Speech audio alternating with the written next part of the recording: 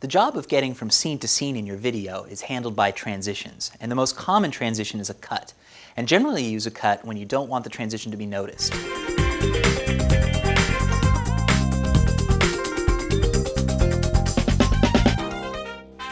But there's sometimes when you want the transition to be noticeable and become part of the story.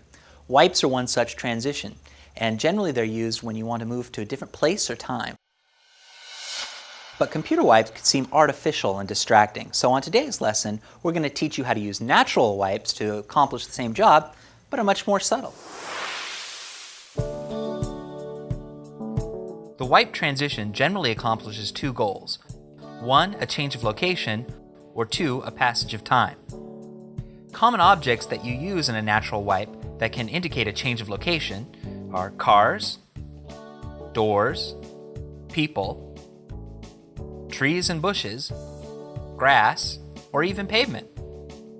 Common objects that you can use to indicate a passage of time in a natural transition are shadows, sunrises and sunsets, sky, or clouds. Objects with the same shape can also be used as natural transitions. For example, almost any circular object can be transitioned into another circular object. A wall in one room can be transitioned into a wall of another room.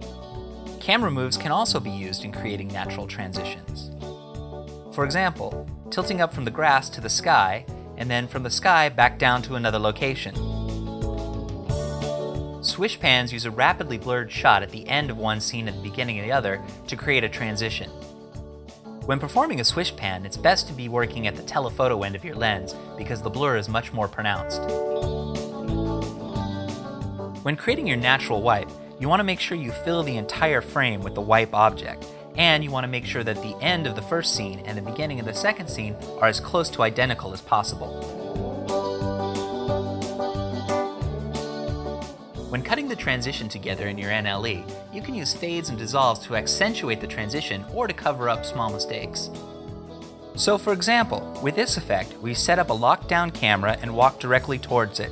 On the other side of the wipe, we simply turned the camera around 180 degrees and walked away from it. We cut the two scenes together and added a little fade to black in the middle to sell the whole effect.